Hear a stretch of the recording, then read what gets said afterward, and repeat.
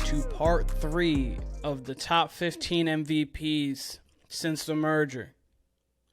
Kyle was going to be on this week. We kind of were going through it, talking back and forth, and we figured, you know what? Instead of having him on for 6 through 10, let's have the second half of the Warner Brothas podcast, the older half of the Warner Brothas podcast, on for the last and final episode, 1 through 5 or 5 through 1, whatever you'd like to say, of the MVP list. Let's get him on for that one, the important one, the pinnacle, the one that people are waiting for. Not that everyone hasn't been waiting for everyone, but that's the top one. So as I explained before, as I was going to kind of go two per, with the NBA playoffs full swing right now, it has been wild. Kings, Warriors was great. We had Memphis. Ja might be out for game 2, so that series might be over. We don't know. AD we thought was going to... There's just turmoil all over already. It hasn't even been 48 hours of the true NBA playoffs yet. So with that being there, we were like, okay. We went with 2 the first time, set the example. Cool. We went with 3 last time. This time we're going from 10 to 6. And then next week, 5 to 1. So, expediting the process, but you know what? We're getting them out there, and we want people to know what I've been doing, what I've been working on. So, without further ado, number 10 on the top 15 MVPs since the merger, we've got none other than Kevin Garnett's 2003-2004 season. Kevin Garnett was phenomenal this season. 58 and 24 the Timberwolves were.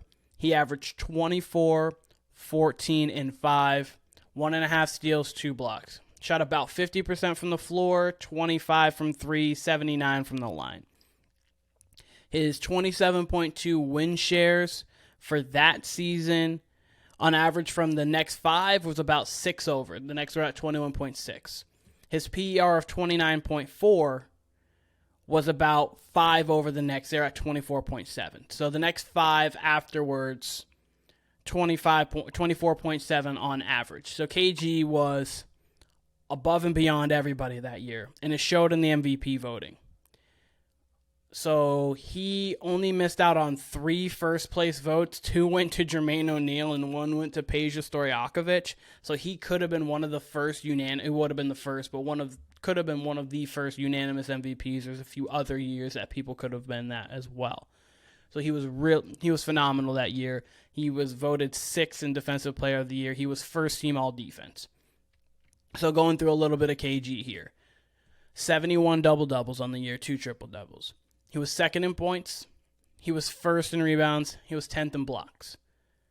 Interesting fact throughout this season, his season high in points was 35, so he never even broke 40. 25 rebounds was his high on the season, 10 assists, 4 steals, 7 blocks. He had a 112 offensive rating. For that year, the offensive rating was about 102, so he was about 10 over that as a league-wide. He was a 10.2 box plus minus and a 10 value over replacement, which is super high. He had a super good year. He only had 12 30-point games. He had 25 games where he had 15-plus rebounds. He had 8 games where he had 20-plus rebounds. So, all over, he was just dominant on each end of the floor, as you see here. His best 5-game stretch, we got KG going at 26, 12, 7, 2, and 4. 54.7% from the floor. He made his 1 3 that he took, so 100% from 3 and 73 from the line. That stretch included one of his 2 triple-doubles, which was 35, 10, and 10, 2 steals and 2 blocks. He also put together probably his best game of the season. He put together a 30.19 rebound, 5 assists, 3 steals, and 2 blocks. So, across the board, KG was amazing that year. Why would I put him above a few of these other people? So, I compared these with these other athletes that I obviously have these other all-time greats. I compared, obviously, their seasons amongst each other, but I also compared their seasons amongst their contemporaries that year as well. Because as you see this year, Jokic's rating, like offensive rating and numbers, are super off the charts. He might not even be the first or second MVP. We might be Embiid than Giannis. So as you see from the contemporaries, everybody else's offensive rating and things like that are going up because the games are different, the eras are different. This was back KG 03-04 was a different era than it is today. 84-85 with Bird, who was number 11, is different than it is in 03-04. So you compare them against your contemporaries as well as comparing them against the people who are going to be on this list as well. So as he doesn't have the highest win shares, he still has very good win shares in comparison. It's 6 more. As he doesn't have the highest PER, he is creeping up to that 30 line, which is a great line there. But comparatively to everybody else in the league, he did phenomenal. So this year for KG was an absolutely stellar year, and this is why he is coming in at number 10 on the top 15 MVP since the merger. The Timberwolves that year would end up losing in the conference finals. They beat Denver in the first round. They beat Sacramento in the second round, like the beam. And then they they lost to the Lakers in 6 for the Lakers to go on, actually. And that was the year they lost to the Pistons in the finals, I believe, in 5. So the Timberwolves got farther than I believe they ever have that year, and that was pretty much their best season that they had as KG was on that roster. They had Sam Cassell. He averaged about 20. Sprewell had 17. Wally Zerbiak averaged 10 as well. So that team was very good. Team played well, but that team, it's kind of like how the Bucks are now. The Bucks are very good. You've got Drew Holiday. You got Chris Middleton. You've got Brook Lopez. You've got Jay Crowder. You've got other people as well. But without Giannis, that ship is not doing anything. They're a solid team, but they're not doing anything. KG was that for this team, the best offensive player, the best defensive player, and he brought everything together and made this team, honestly, a championship contender. You get to the conference finals, you take them 6, and you've got to be in that conversation. So number 10 on the top 15 players since the merger is none other than Kevin Garnett. At number 9, we've got a season that I feel should be talked about more, and surprisingly it's not. We've got Kevin Durant's 2013-2014 season. So this is a season that you guys are probably going to remember a little bit more. It has been in the last decade. The Thunder went 59-23. Westbrook only played 46 games this year. Durant averaged 32 points, 7 rebounds, 5.5 assists, 1 steal, and closer to 1 block. Shot 50% from the floor, 39 from 3, 87 from the line. Win shares. He's at 29.5 win shares. The next 5 was at 24.5, so he was 5 clear of them. PER, he was at 29.8. The next 5 were at 26.9, so he was about 3 clear of them. His true shooting percentage was at 63.5%, 10.2 in the box plus minus. KG had a little bit more in the win share column and a little bit more in the PER than the next 5, but I felt that KD's, Kevin Durant's, highs were a little higher than what Kevin Garnett reached for those years, his 5-game stretch, the performances that he put up, the numbers that he had, so they gave him the edge, and I'll go into it. He didn't. So he won MVP that year. He had 3 triple-doubles. He was first in points per game. He was 7th in free throws. Season highs: 54 points, 14 rebounds, 12 assists, 4 steals, and 4 blocks. His offensive rating that year was at 123. The league that year, offensive rating, was at 106.6. So he was well above the offensive rating of the league that year.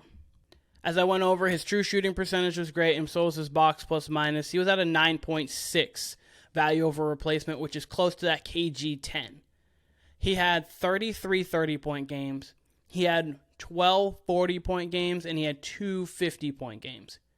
And then he had 7 games with 10-plus assists. So this 5-game stretch and the highs that he reached through the season was kind of what gave him the edge, and let me go into it here. So his best 5-game stretch was 40 points, 7 rebounds, 7 assists, 2 steals, and a block, shooting 65% from the floor, 58.6 from 3, and 87 from the line. That includes his best game, which actually came against Golden State, 54, 4, and 6 with 2 steals and a block. Steph was amazing in that game. He had 37, but outclassed and outshined by the brilliance of Kevin Durant. Kevin Durant in that game had 3 threes from the same exact spot on like 3 straight possessions, or 3 out of 4 possessions. Was absolutely amazing. So that was his best game. In that 5-game stretch, he did have a 32, 14, and 10-point triple-double. His honorable mention game that I have here is 51 points, 12 rebounds, 7 assists, 1 steal, 1 block. 15 of 32, so a little under 50%, but 7 of 12 from 3 and 14 of 19 from the free throw line.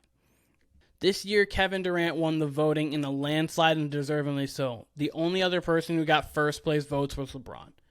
So this is another season where he was close to that unanimous. LeBron got 6 votes, so definitely not there, but another great season. Kevin Durant had a little bit higher highs than Kevin Garnett did, which is why I leaned Kevin Durant for the top 15 since the merger.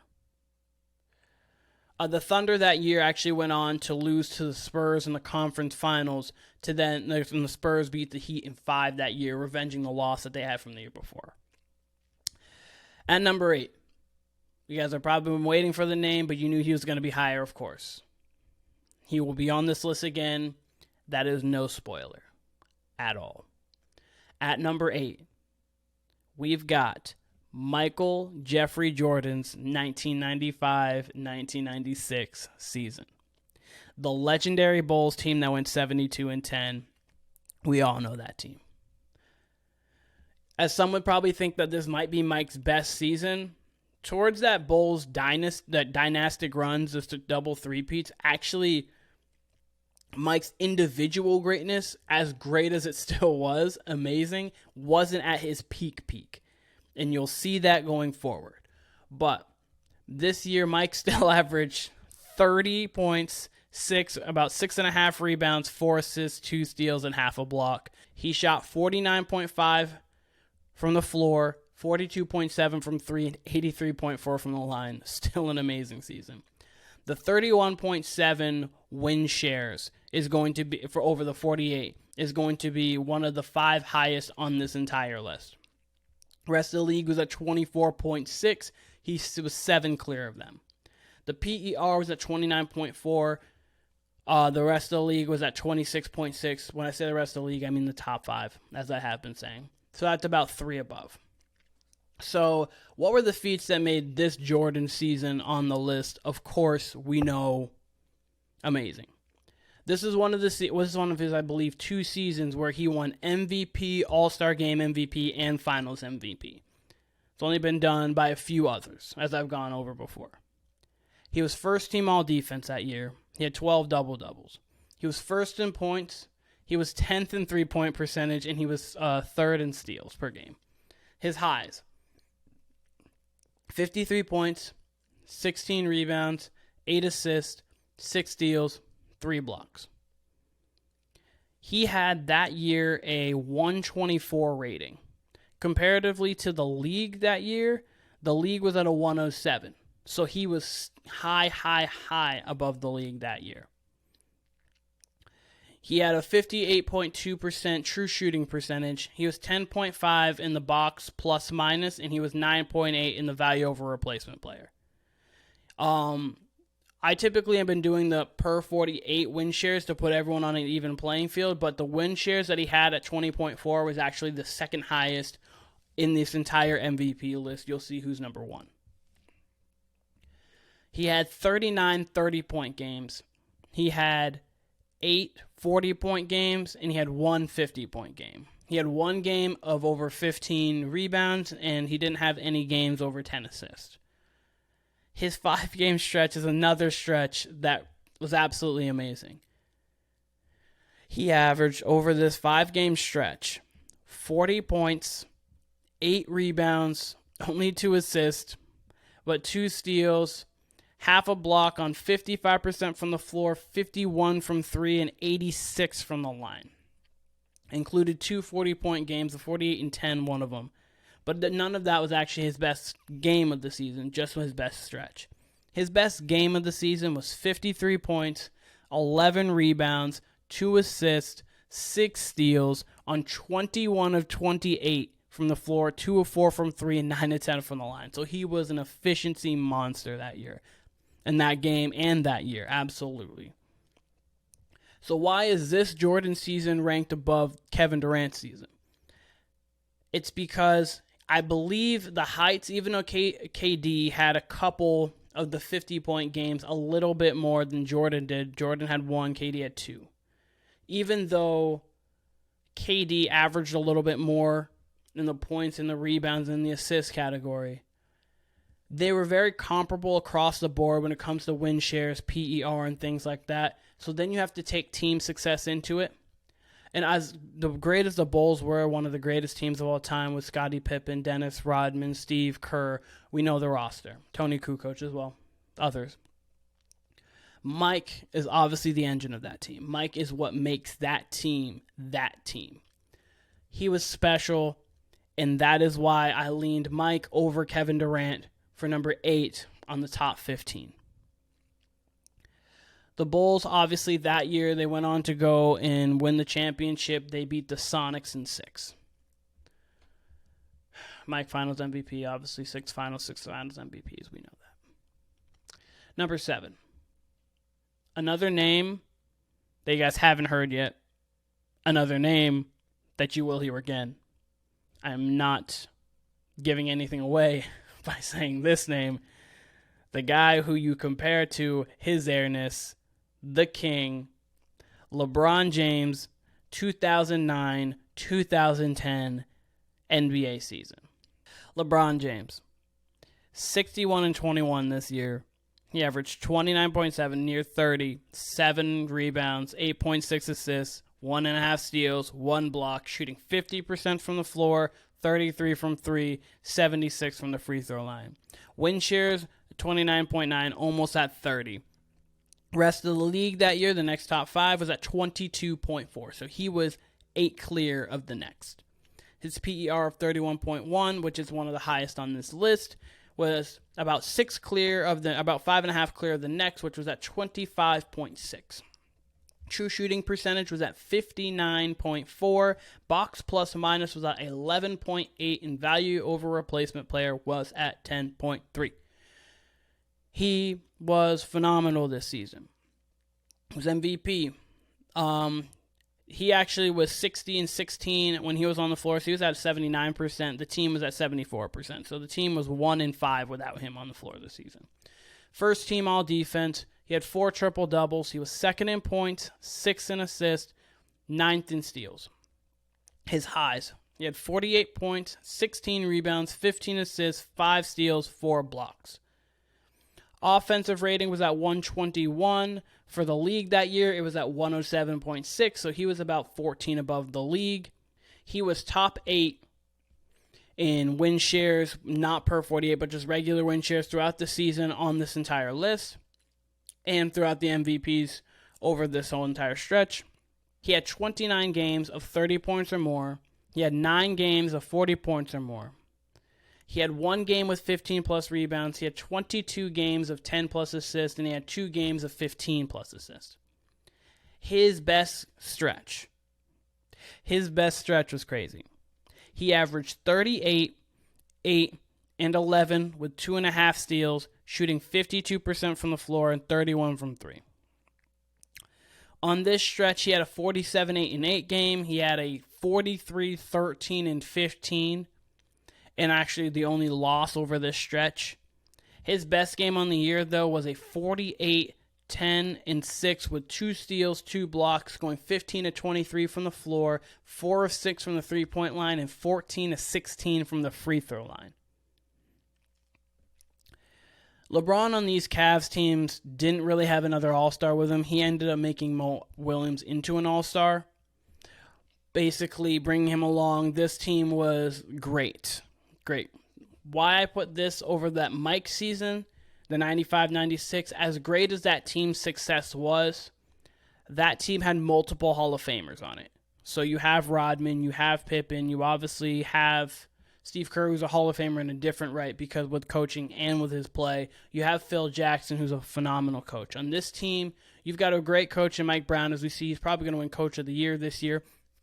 But his team wasn't special. You've got Mo Williams. Okay, solid player. Nice. Got Antoine Jameson. Decent player, pretty solid. I mean, nothing great, but nothing special. Got Shaq. This isn't 2000 Shaq. This isn't 95 Shaq. This isn't that Shaq. This is, I'm going to give you a little bit Shaq. Pretty much scoring from size, sheer size alone. And he had Delonte West, Anderson Varejao, Zydrunas Ilgauskas, Anthony Parker, Daniel Boobie Gibson. Like, he wasn't littered with talent as you see his teams are going forward. He really was the driving engine of this team. He was everything offensively. He was everything defensively. And that is why he got the nod here, because he brought that team above their expected wins and was phenomenal. That year, they ended up losing in the semis to Boston. It was just where they questioned he quit. He took his jersey off. Then ensued the decision, and then we see LeBron on the Heat. We go forward from there. But that was why I leaned this LeBron season over that Mike season. At number 6, we go back to another guy we just talked about. Also, the voting for that year, real quick. LeBron was first by a mile. The only other person was Kevin Durant, who had 4 votes. Oh, and Dwight Howard had 3. So, again, with these MVPs coming up, a lot of them are just landslides because they were such great seasons. There's no debate. There's no anything. They're just such great seasons that they are landslides. Also, LeBron was 4th that year for Defensive Player of the Year in ranking. So he was top 4 Defensive Player of the Year. And last but not least for this one, number 6, you may or may not have heard the name. You may or not just heard the name. We've got Michael Jordan again, this time with his 1990-1991 season. So this is the year he wins his first chip. Chip on his shoulder. They just lost in 7 to the Pistons. Scottie Pippen migraine in Game 7. Mike played well. The rest of his team really didn't show up. They go 61-21, 31 points a game, 6 rebounds, 5.5 assists, almost 3 steals and a block, shooting 54% from the floor, about 31% from 3, 85 from the line. Win share is at 32.1. Rest of the league was at 24.7, so he is a little over 7 above the rest of the league. His PER was at 31.6. The rest of the league, the next top 5 when I say that, 26.1, so he was about 5.5 above everybody else. 60.5 true shooting percentage. He was at 20.3 for win shares, which is top 3 on this list. His box plus minus was at 12. His value over replacement player was at 11, or 10.8. Let me not stretch it. It was at 10.8, not 11. This year, he was first team all defense. He had 13 double-doubles, first in points, third in steals, 12th in field goals. Season highs, he had 46 points, 15 rebounds, 12 assists, 8 steals, 3 blocks. He had 41 30-point games. He had 11 40-point games. So he was over 30 52 times this year out of the 82. He had 1 game of 15-plus rebounds, and he had 4 games of 10-plus assists. His best stretch, not as crazy as his last best stretch, but his best stretch was 35, 10, and 6 with 2 steals, a block, Only 1.6 turnovers over the time. 56 from the floor, 33 from 3, 85 from the line. And that does actually include his best game, which was 42 points, 14 rebounds, 7 assists, 3 steals, 1 block. So why did I feel that this season was better than LeBron's season? It was an uptick in the stats, as we see from points, the field goal percentage, the win shares, the PER, box plus minus was a touch over too. So we see that he was a little bit better in all of those stats. But it's not just that, because in other years, Mike had a bunch of Hall of Famers. On this one, he had Scottie Pippen, who was averaging only 18 a game. He had Horace Grant, who was putting up 13 a game. Bill Cartwright, B.J. Armstrong, John Paxson.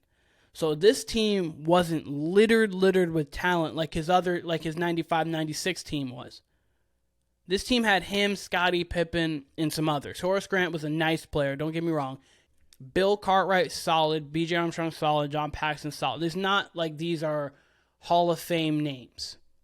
And he was able to bring this team to the finals. They swept the Pistons that year. They beat the Lakers that year. Magic was actually one of the people in the running for MVP that season. He had 10 votes. David Robinson had 6. Mike was still far and away the MVP that season. That is why I leaned Michael Jordan a tad over LeBron James when it came to this list. And that is 6. This has been fun to do. Absolutely been a blast to do. It's coming close to an end because we've really got only one more week.